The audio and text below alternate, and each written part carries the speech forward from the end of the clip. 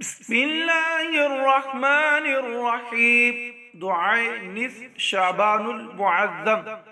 اللهم يا ذا المن ولا يمن علي، يا ذا الجلال والإكرام، يا ذا الطول والإنعام، لا إله إلا أنت ذهر اللاحين وجار المستجيرين وأمان الخائفين.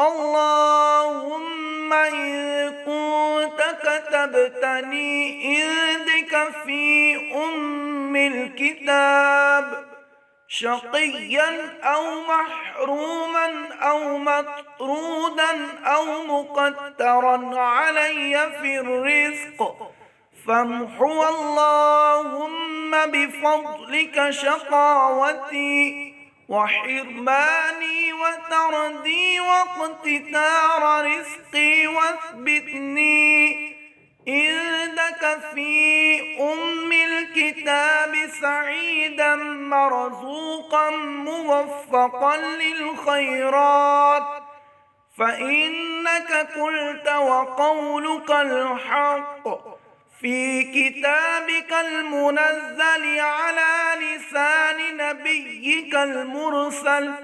يمحو الله ما يشاء ويثبت وعنده الكتاب.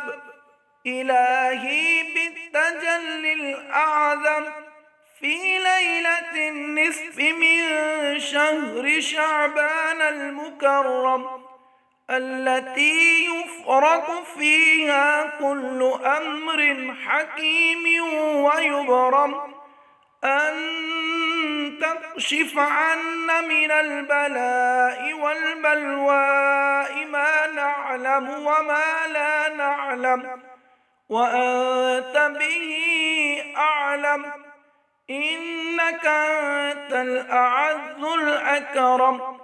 وصلى الله تعالى على سيدنا محمد وعلى آله وأصحابه وسلم، والحمد لله رب العالمين.